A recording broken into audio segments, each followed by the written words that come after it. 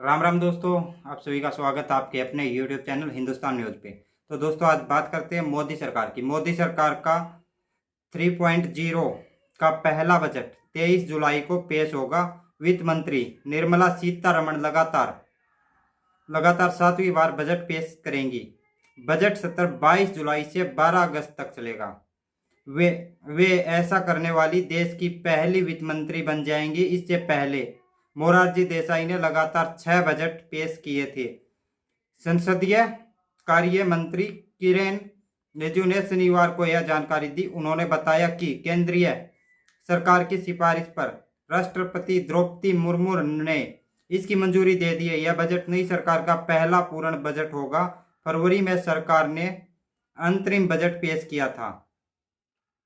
तो इसके लिए यह बजट मिडिल क्लास को टैक्स में छूट देने, महिलाओं को सशक्तिकरण, किसानों की आय बढ़ाने और रोजगार पर फोकस रख सकता है।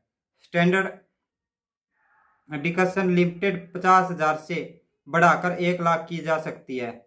डिफेंस, रेलवे, इंफ्रास्ट्रक्चर और रिन्यूएबल एनर्जी सेक्टर में भी कई घोषणाएं हो सकती हैं। स्टार्टअप पर लगने वाले एंजल टैक्स को कम करने पर विचार कर सकते हैं। इलेक्ट्रॉनिक्स सब असेंबली और कंपोनेंट के लिए 40,000 करोड़ की PLI स्कीम की संभावना है। इंश्योरेंस और बेकरी कोड IBC 2.0 में संशोधन लाया जा सकता है। आंध्र प्रदेश को 1 लाख करोड़ का स्पेशल पैकेज मिल सकता है। तो ये थी बजट की मुख्य बातें जो हो सकती हैं, पर अभी तक इनका कंफर्म नहीं है, ये होंगी। तो दोस्तों अब चलते हैं अगली खबर की तरफ। कश्मीर के कुलगांव में शनिवार सुबह से आतंकवादी और सुरक्षा बलों के बीच मुठभेड़ जारी है।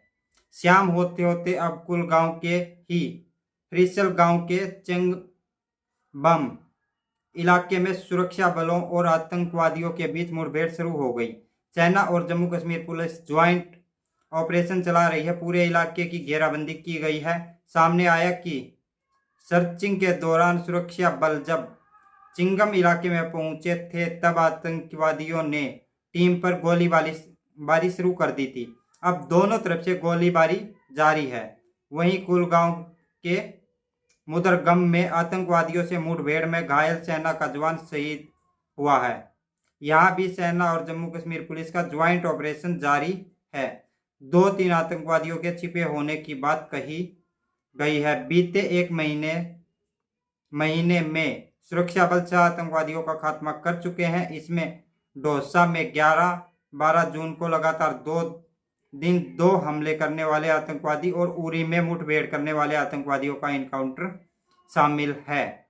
तो दोस्तों ये था जम्मू कश्मीर का, जहां एक ऑपरेशन चल रहा है। उस ऑपरेशन के तहत यह ऑपरेशन शनिवार को सुबह से चल रहा है और शाम होते होते ये ऑपरेशन एक जगह से दूसरी जगह पर पहुंच गया।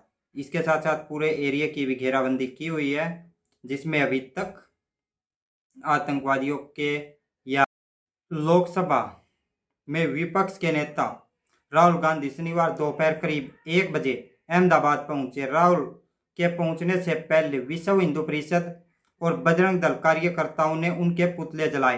कार्यकर्ता संसद में राहुल के कथित हिंदू विरोधी बयान का विरोध कर रहे थे। पुलिस ने उन्हें हिरासत में ले लिया। विरोध के बीच राहुल अहमदाबाद में कांग्रेस कार्यालय पहुंचे। राहुल ने कहा, अयोध्या के लोगों के मकान, दुकानें तोड़ी गई, मुआवजा आज तक नहीं मिला। अयोध्या से जीतने वाले सांसद ने बताया कि नरेंद्र मोदी वाराणसी से नहीं, अयोध्या से लड़ना चाहते थे, लेकिन वहां 3 सर्वे वालों ने कहा कि अगर आप अयोध्या से चुनाव लड़ेंगे तो हार जाएंगे और राजनीतिक कैरियर खत्म हो जाएगा।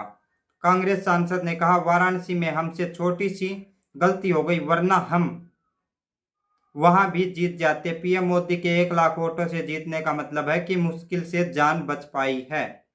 तो दोस्तों ये थे राहुल गांधी के बयान, और राहुल गांधी का अहमदाबाद में विरोध किया गया हिंदू विश्व परिषद द्वारा और बजरंग दल के कार्यकर्ताओं द्वारा उनके पुतले जलाए गए। तो दोस्तों अब चलते हैं अगली खबर की तरफ। दोस्तों तमिलनाडु में बहुजन समाज पार्टी के प्रदेश अध्यक्ष की शुक्रवार की शाम उनके घर के बाहर 6 हमलावरों ने हत्या कर दी। पुलिस के अनुसार 52 साल के आर्मस्ट्रॉन्ग शाम करीब 7 बजे चेन्नई स्थित सैम्बियन इलाके के वेणुगोपाल स्ट्रीट पर अपने घर के कुछ पार्टी कार्यकर्ताओं से बात कर रहे थे। इस दौरान 2 बाइक पर सवार 6 लोग आए और उन पर चाकू तलवारों से हमला कर दिया। इसके बाद हमलावर भाग गए। आर्मस्ट्रॉन्ग गंभीर रूप से घायल हुए। वहां मौजूद लोगों ने उन्हें अपोलो अस्पताल में भर्ती कराया, लेकिन डॉक्टरों ने उन्हें मृत घोषित कर दिया। पुलिस ने 8 संदिग्धों को लिया है हिरासत में। पुलिस ने अब तक 8 संदिग्धों को हिरासत में लिया है, उनसे पूछताछ की जा रही है। घटना के बाद से चेन्नई में तनाव की स्थिति है। शनिवार को सैकड़ों की संख्या में बसपा के कार्यकर्ता और समर्थकों ने राजीव गांधी सरकारी अस्पताल के बाहर प्रदर्शन किया, जहां आर्मस्ट्रॉन्ग का शव पोस्टमार्टम के लिए रखा गया था। प्रदर्शनकारियों ने मामले की सीबीआई जांच और तमिलनाडु के मुख्यमंत्री एम.के. स्टालिन के इस्तीफे की मांग करते हुए नारेबाजी की। विरोध प्रदर्शन के कारण अस्पताल के बाहर मेन रोड पर भीषण जाम लग गया। प्रदर्शनकारियों ने अस्पताल में घुसने की कोशिश में बैरिकेड तोड़ दिए। इसके बाद पुलिस ने कई लोगों को हिरासत में ले लिया। तो दोस्तों, ये था मामला बसपा के जो प्रदेश। तो जम्मू कश्मीर में भारी बारिश के कारण अमरनाथ यात्रा शनिवार को रोक दी गई। पवित्र गुफा तक जाने वाले पहलगांव और बाल्टान दोनों रूट पर कल रात से रुक रुक कर बारिश हो रही है। यात्रियों को वापस उनके बेस कैंप भेजा जा रहा है। मौसम में सुधार के बाद यात्रा फिर से शुरू होगी। 29 जून से शुरू हुई अमरनाथ यात्रा 19 अगस्त को खत्म होगी। 3800 मीटर ऊंचे गुफा मंदिर में अब तक 1.50 लाख से ज्यादा श्रद्धालु दर्शन कर चुके हैं। हालांकि अमरनाथ यात्रा शुरू होने के 7वें दिन यानी 5 जुलाई को ही बाबा बर्फानी अदृश्य हो गए। ऐसा पहली बार हुआ है। अब यहां आने वाले श्रद्धालुओं को पवित्र गुफा के ही दर्शन होंगे। उत्तराखंड में भी भारी बारिश और लैंडस्लाइड के कारण ढोलिया देवी में रुद्रप्रयाग से गौरीकुंड और ऋषिकेश से बद्रीनाथ जाने वाला नेशनल हाईवे 107 और 58 ब्लॉक हो गया। सड़क पर जगह जगह मलबा जमा है, जिसके कारण आवागमन बाधित है। मौसम विभाग ने उत्तराखंड में आज भारी बारिश का रेड अलर्ट जारी किया है। राज्य में 6 और 7 जुलाई के दौरान अलग अलग स्थानों पर भारी बारिश होने की आशंका है। इस दौरान 64.5 से 115.5 mm से 115.204 mm तक बारिश हो सकती है।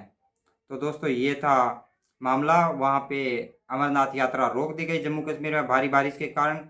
और उत्तराखंड में भी गौरीकुंड और ऋषिकेश से बद्रीनाथ जाने वाला नेशनल हाईवे भी मलबा गिरने से जाम हो गया। तो दोस्तों, अब चलते हैं अगली खबर की तरफ। हरियाणा पंजाब के बीच नेशनल हाईवे 44 पर 5 महीने से बंद पड़े शंभू बॉर्डर का मामला Punjab and Haryana high court पहुंच गया। हाई कोर्ट के एडवोकेट वासु रंजन सिरा ने जन याचिका दायर की है। उन्होंने कहा कि शंभू बॉर्डर बंद होने से अंबाला के व्यापारी, दुकानों का स्टाफ और रेहड़ी फूडी वाले भूखमरी के कगार पर पहुंच गए हैं।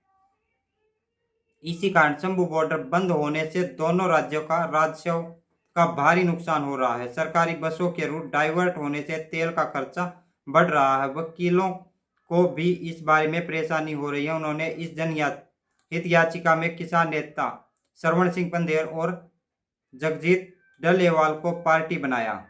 जनहित याचिका में उन्होंने शंभू बॉर्डर के रास्ते पंजाब से अंबाला जाने वाले इमरजेंसी वाहनों और बीमा लोगों को अस्थायी रास्ता देने की भी मांग उठाई। हाई कोर्ट में जल्द इस मामले की सुनवाई हो सकती है। बता दें कि एमएसपी की गारंटी कानून की मांग को लेकर किसानों ने धरना लगा रखा। किसान यहां से दिल्ली जाना चाहते थे, लेकिन हरियाणा सरकार ने शंभू बॉर्डर पर बैरिकेडिंग कर उन्हें रोक दिया। इसके बाद से यह बॉर्डर पर आवाजाही के लिए बंद है। वहीं किसान नेता श्रवण सिंह पंधेर और जगजीत डलेवाल का कहना है कि उन्होंने शंभू बॉर्डर बंद नहीं किया, बल्कि सरकार ने रास्ते में बैरिकेडिंग की है। किसान तो बॉर्डर पर शांतिपूर्ण धरना दे रहे हैं। तो दोस्तों अब चलते हैं अगली खबर की तरफ। ये थी किसानों की शंभू बॉर्डर से ताज़ा खबर जो कोर्ट में पहुंच गई है और कोर्ट में जनहित याचिका लगाई गई है। इस याचिका की सुनवाई 5 महीने के बाद ये मामला कोर्ट में पहुंचा है।